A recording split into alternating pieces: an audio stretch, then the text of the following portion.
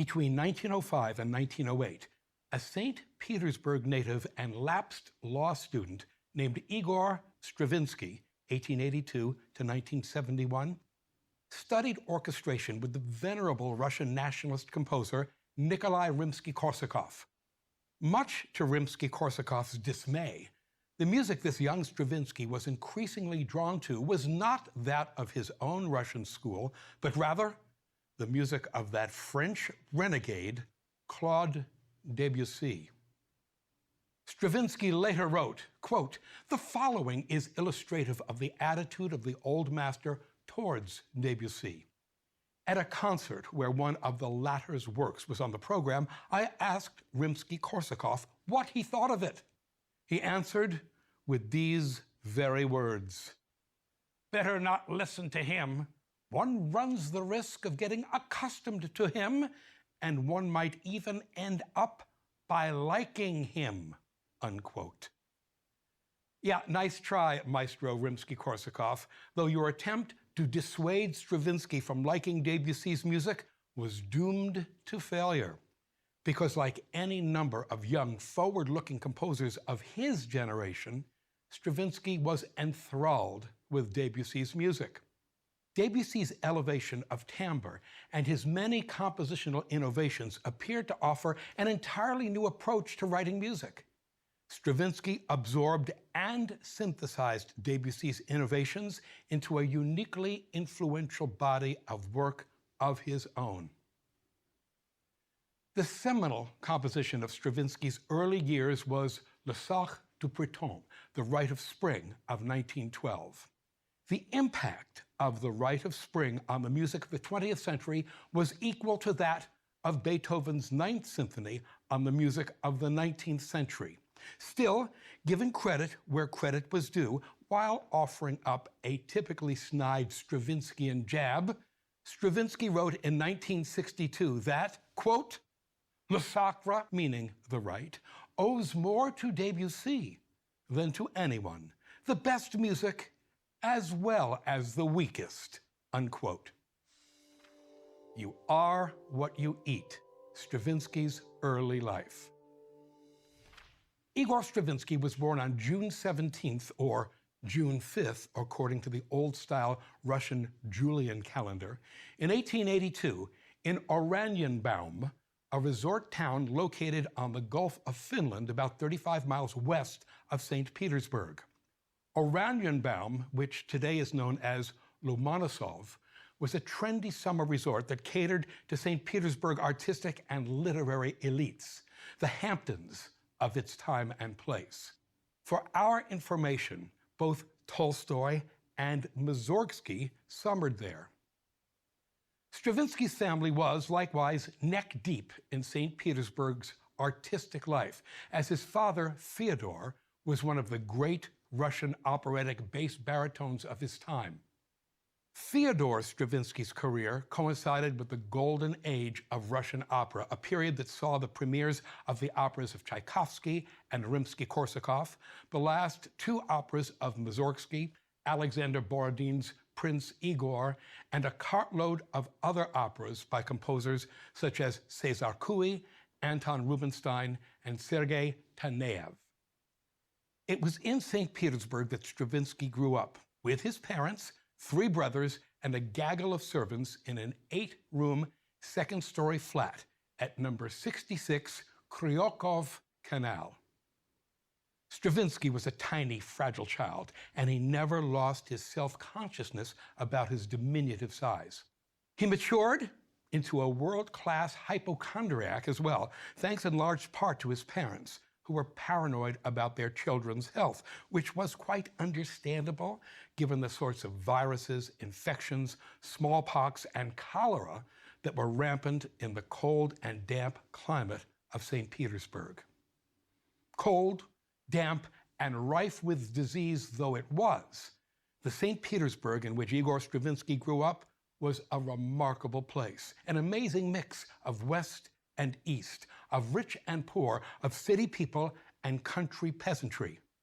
Winter would bring a huge influx of peasants to the city, peasants who brought with them color, energy, and goods, as well as crime, homelessness, and monumental clutter. It was through this cluttered, stinking, overcrowded Baroque cityscape that Igor Stravinsky walked to school, played, and lived. The impressions it made on him were his mother's milk, and chief among those impressions was the remarkable confrontation and coexistence of East and West that was the natural environment on the streets of Peter, as the locals called it. As a composer, Igor Stravinsky eventually became what he ate. He was a composer with a split musical personality, a personality that mirrored the ethnic and cultural dichotomy of his hometown of St. Petersburg. He grew up in a westernized household, but a Russian household nevertheless. He grew up in the most westernized city in all of Russia, but a Russian city nevertheless. The East meets West cultural duality of St. Petersburg was to become the key to Stravinsky's artistic personality and composition development. He began taking piano lessons when he was 9 or 10 and developed into a competent, though not particularly outstanding, pianist. He could sight read quite well, and it was as a sight reader that he became familiar with the opera scores his father had in the house. From the age of 10 or so, he began to regularly attend the opera and the symphony. In 1899, at the age of 17, Stravinsky got it into his head that when he grew up, he really wanted to be a composer. His father, Theodore, who believed that he was in a position to recognize musical talent when he saw it, claimed not to see it in his son and informed Igor that he would study law and by doing so qualify for a career in the Russian civil service. It was a paternal decision that did not sit well with young Igor, and there were words, angry words, in the Stravinsky family flat at number 66 Kryakov Canal. Eventually, Stravinsky, father and son, struck a bargain. Provided Igor attend the university and study law, Fyodor would pay for private music theory and composition lessons. Oh my goodness, thank heavens. This was a victory not just for the young Igor Stravinsky, but for human culture taken as widely as we please. In 1901, despite his spectacularly lackluster academic record, the 19-year-old Stravinsky was indeed accepted to the University of St. Petersburg as a student in the Faculty of Law. Among his classmates was Vladimir, nicknamed Volodya, Rimsky-Korsakov, the son of the man who was, at the time, the most famous and beloved living Russian composer, Nikolai Rimsky-Korsakov. With Volodya's encouragement, Stravinsky took a deep breath and arranged an audience with the grand old man of Russian music himself. Stravinsky tells us what happened. Quote, in 1902, Rimsky-Korsakov took his whole family to spend the summer vacation at Heidelberg, where one of his other sons was a student at the university. At the same time, my mother and I had gone to Bad Wildungen with my father, who was seriously ill. From there, I rushed over to Heidelberg to see my friend Volodya and also to consult with his father about my vocation. I told him of my ambition to become a composer and asked his advice. He made me play some of my first attempts. Alas, the way he received them was far from what I had hoped. Seeing how upset I was and evidently anxious not to discourage me, he asked me if I could play anything else. I did so, and it was then that he gave his opinion. He told me that before anything else, I must continue my studies in harmony and counterpoint with one or other of his pupils in order to acquire complete mastery in the schooling of craftsmanship. But at the same time, he strongly advised me not to enter the conservatoire. As I was 20, he feared that I might find myself backward in comparison with my contemporaries, and that this might discourage me. He further considered it necessary that my work should be systematically supervised, and that could only be achieved by private lessons. He finished by adding that I could always go to him for advice and that he was quite willing to take me in hand once I had acquired the necessary foundation, unquote. Yeah, I would observe that professional composers like Rimsky-Korsakov are constantly being asked to appraise the talent and potential of amateurs. Provided one is not a jerk, and Rimsky-Korsakov was by no means a jerk, one learns over time to avoid discouraging such would-be composers while not exactly encouraging them either. However, sometimes an honest appraisal must be made. For example, Rimsky-Korsakov was once approached by a doctor who fancied himself a composer. The doctor asked Rimsky-Korsakov's advice regarding his career potential.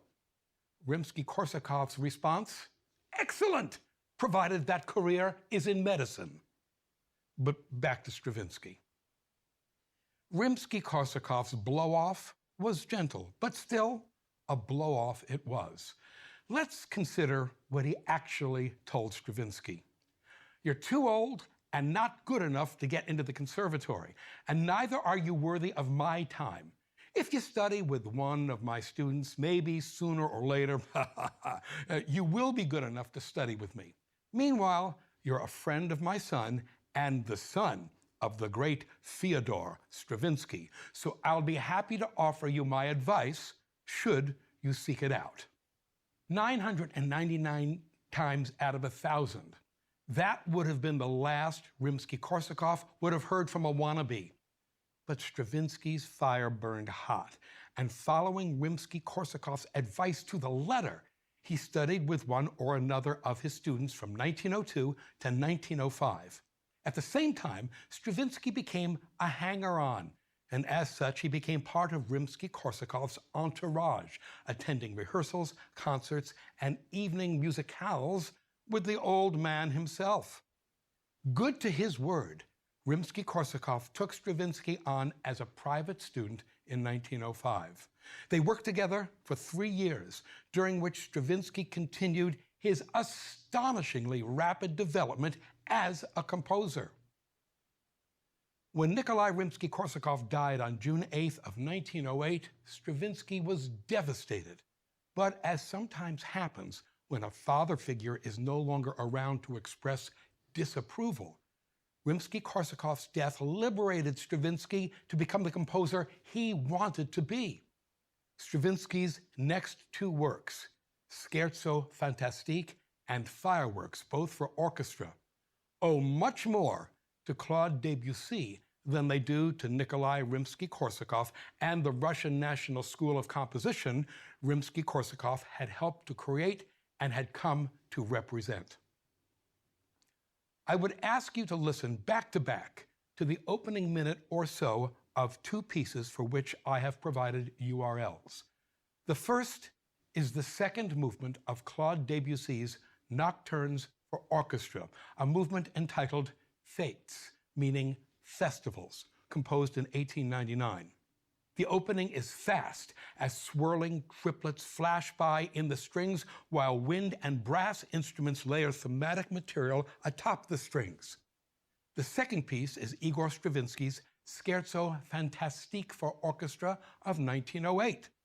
The opening is fast as swirling triplets flash by in the strings while wind and brass instruments layer thematic material atop the strings.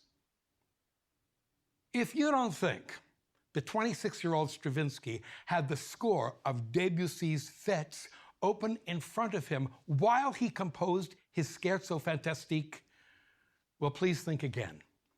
Stravinsky's Scherzo Fantastique represents emulation to the point of larceny, and that's just fine. That's how composers learn. His debts to both Rimsky-Korsakov and Debussy aside, Stravinsky's Scherzo Fantastique, which was just his second composition for orchestra, is a fabulous achievement. If we shake our heads in wonder over the accomplishment of such child prodigies as Wolfgang Mozart and Felix Mendelssohn, then fairness demands that we do so as well, over the accomplishments of the adult prodigy, Igor Stravinsky. Serge Diaghilev. January 24, 1909 was a most special day for the 26-and-1/2-year-old Igor Stravinsky. His Claude Debussy-influenced Scherzo Fantastique was performed in a concert by the Russian Symphony in St. Petersburg, and in the audience was the impresario Serge Diaghilev, 1872 to 1929, who liked what he heard. Stravinsky described their meeting. Quote, "After the concert, Diaghilev sent round his card with a note asking me to call the following day at 3 p.m. Of course I knew who he was. Everyone did. So I went. There was a small entrance hall. I sat and waited. Laughter could be heard from an inner room. Time passed.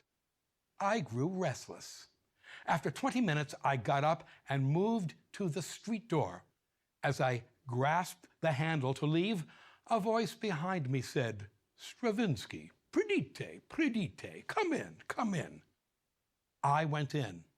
You know, I've often wondered if I'd opened that door and left, whether I would have written The Rite of Spring." Diaghilev, who was 36 years old at the time Stravinsky met him, was one of the great movers and shakers of his time. In a letter to his stepmother written in 1895, Diaghilev described himself with astonishing self-honesty. Quote, "I am firstly a great charlatan, though con brio, meaning vivacious and spirited. Secondly, a great charmer. Thirdly, I have any amount of cheek, meaning chutzpah, moxie, nerve. Fourthly, I am a man with a great quantity of logic, but with very few principles. Fifthly, I think I have no real gifts. All the same, I think I have found my true vocation, being a patron of the arts. I have all that is necessary except the money, but that will come," unquote. Diaghilev was born in the village of Selishi, about halfway between St. Petersburg and Moscow, the son of a provincial aristocrat. In a story that should now sound familiar, he was sent to St. Petersburg to study law, but ended up studying music composition instead. He managed to graduate from the St. Petersburg Conservatory in 1892, despite the fact that his teacher, none other than Nikolai Rimsky-Korsakov, had told him that he had no talent for composition. Undeterred, Diaghilev set out to make himself an expert in Russian and Western European art. By 1899, he was producing ballets and operas for the Imperial Theater in St. Petersburg. In 1905, he mounted an exhibit of Russian art in St. Petersburg, and in 1906, he took the exhibition to Paris. And so began Diaghilev's long-running love affair with Parisian audiences. By 1908, he had presented in Paris Russian painting, Russian music, Russian opera, and, as he put it later, from opera to ballet was but a step. In 1908, Diaghilev founded the Ballet Russe, the Russian ballet, as a showcase for Russian dancers and designers. In his superb study, Rites of Spring, historian Modris Ecksteins picks up the story. Quote, "Ballet in Paris, as in most of Europe, had sunk by the end of the 19th century to a display merely of prettiness, pleasant, controlled steps, and charming costumes, a little Italian virtuosity, as Richard Buckle put it, tricked out with a lot of French coquetry. Stage decoration was not an art, only a craft left to artisans. The Russians changed all of this. The sets of Bakst, Benoit, and Roerich, with their bright and provocative colors, were stunning, no longer merely a backdrop, but an integral part of the spectacle. The choreography of Fokine called for a new energy and physical ability, captured breathtakingly in Nijinsky's leaps and Pavlova's grace. The themes were exotic, usually Russian or Oriental. The music was different, and the dance was not simply an attempt to relate movement to sound, but to express sound in movement, unquote. Every season, Diaghilev's productions became more sexually overt, the music more modernistic, the choreography more adventurous, and the sets more striking. Diaghilev was a born provocateur, and he knew that nothing put derrieres in theater seats more consistently than scandal. In a letter written in 1897 to the painter and stage designer Alexandre Benoit, 1870 to 1960, Diaghilev laid out the philosophy that would rule his career as an impresario. Quote, "It is success, and only success, my friend, that saves and redeems all. I do have a rather vulgar insolence, and I am accustomed to telling people to go to hell," unquote. Diaghilev's private life was no less theatrical than his productions. Openly and flamboyantly homosexual, Diaghilev made a stir wherever he went. Stravinsky once referred to Diaghilev's entourage as, quote, "a kind of homosexual Swiss guard," unquote, the Swiss guard being the Pope's own bodyguard. For Diaghilev, the world was his stage. His greatest genius was for creative administration. He could spot talent the way a spy satellite can fix on a license plate from 100 miles up. He could bring talent together and then impose his own taste, vision, artistic and aesthetic will on a project. He was a certifiable egomaniac and a born leader, a prototypical CEO who created a way of doing things that had simply not existed before him. The medium of ballet was Diaghilev's all-inclusive art form, and through ballet, he managed to influence almost all the arts of his time, including music, theater, painting, literature, design, fashion, and even early cinema. This, then, was the guy that 26-year-old Igor Stravinsky met in St. Petersburg in January of 1909. Diaghilev hired Stravinsky to orchestrate 2 Chopin piano pieces for the inaugural 1909 season of the Ballet Russe. Stravinsky's arrangements were well received, but even as that first season of the Ballet Russe approached, Diaghilev and his people were planning the second 1910 season. The first season was dominated by 19th century Russian music. Diaghilev knew full well that the second season was going to have to feature something new, something brilliant, something exotic, and for a Parisian audience desperate to have their taffeta ruffled, something untamed. Diaghilev wrote, quote, "I need a ballet and a Russian one, the first Russian ballet. There is Russian opera, Russian symphony, Russian song, Russian dance, Russian rhythm, but no Russian ballet. And that is precisely what I need to perform in May of the coming year in the Paris Grand Opera."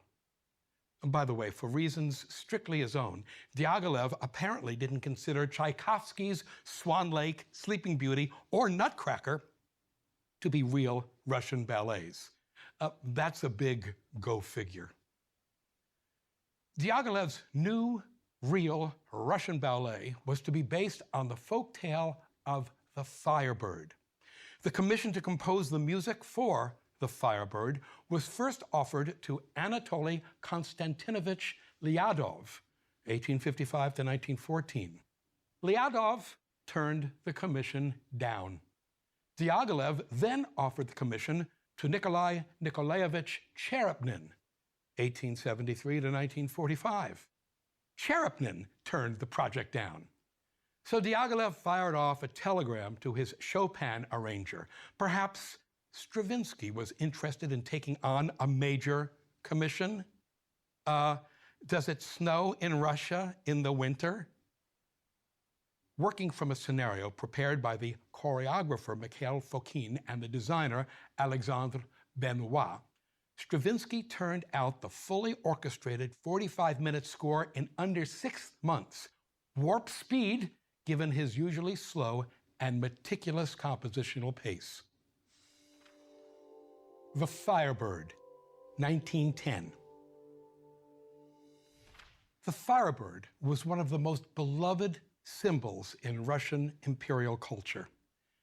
Dazzlingly beautiful, mysterious, and utterly free, she was the personification of the indifference of beauty to the desires and cares of mankind, an attitude shared, incidentally, by the young women I dated as a young man.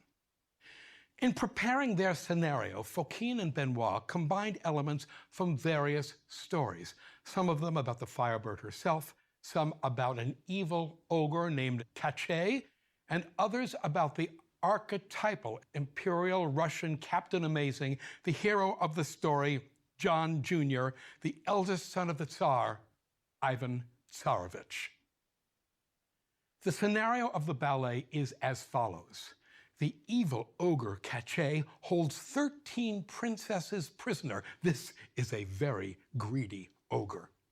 Kachay's death is contained within a goo-filled egg. If the egg can be broken in his presence, he will die. With the help of the Firebird, Ivan Tsarevich smashes the egg, yuck, frees the princesses, chooses one, can I take two? Cue triumphal finale. There are elements of both tradition and innovation in Stravinsky's score for the Firebird, although its 19th century Russian nationalisms far outnumber its moments of innovation. That's perfectly fine. In this, his first great work, Stravinsky built on what he knew, and what he knew was the musical style and substance of Rimsky-Korsakov and the Russian nationalist tradition that Rimsky-Korsakov represented. On the side of tradition, for example, is the Khorovod, the round dance of the enchanted princesses.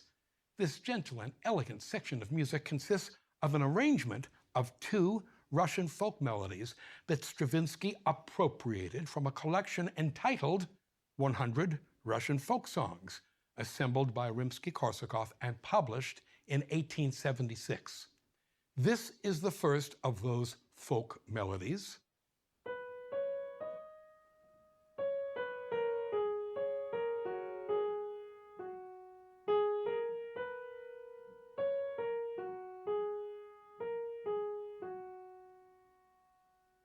And here is the second of those folk melodies.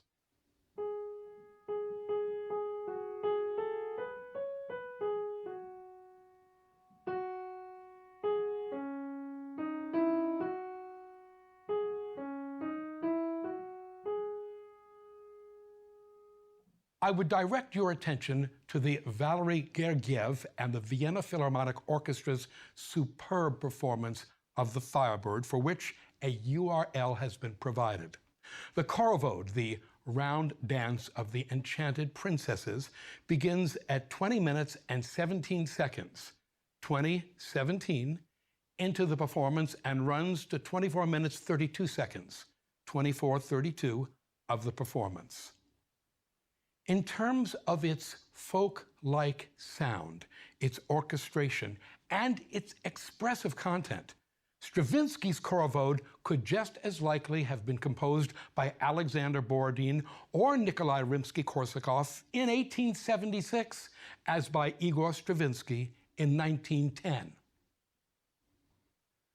The magnificent coronation/finale, which begins at 42 minutes and 56 seconds of the provided URL, displays aspects of both tradition and innovation. On the side of tradition, it is, like the Khorovod, based on a pre-existing folk melody that was also drawn from Rimsky-Korsakov's 100 Russian folk songs. Here is the folk melody on which the finale is based.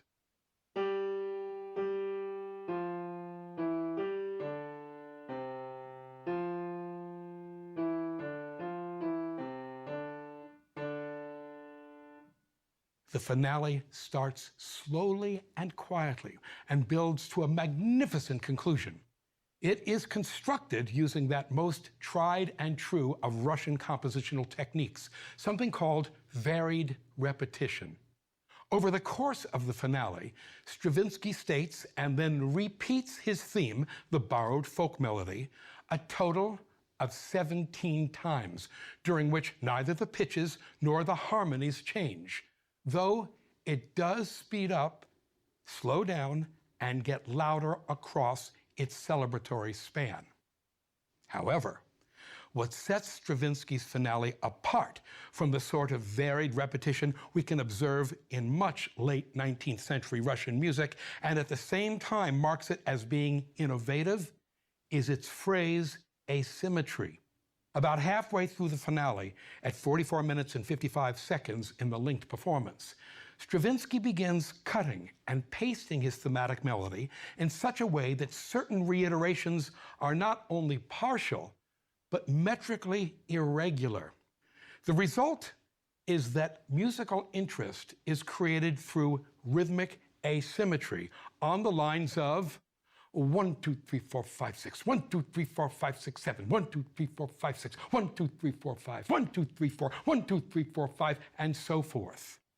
This sort of rhythmic asymmetry is a characteristic of the Russian language itself, and it will, as we will observe across the span of this course, become a bedrock feature of Stravinsky's mature compositional style.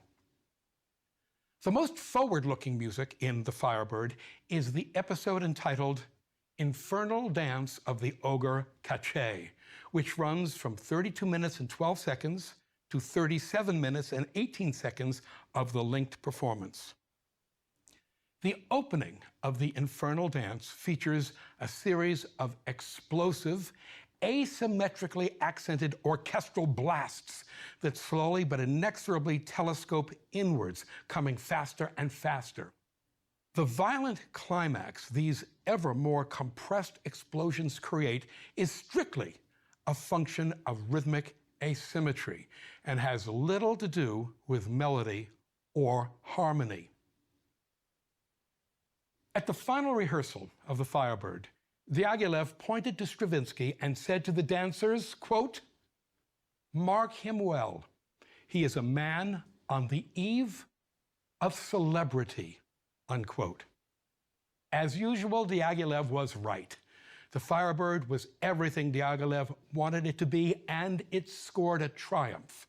For the Parisian public and the press, it was just the sort of rip-roaring, exotic, colorful, ever so slightly barbaric Russian ballet product that they wanted and expected from a company called the Ballet Russe. Petrushka. While he was hard at work composing The Firebird, Igor Stravinsky had a visitor. Quote, "One day, when I was finishing the last pages of The Firebird, I had a fleeting vision, which came to me as a complete surprise, my mind at the moment being full of other things. I saw in my imagination a solemn pagan rite. Sage elders seated in a circle watched a young girl dance herself to death. They were sacrificing her to appease the god of spring," unquote.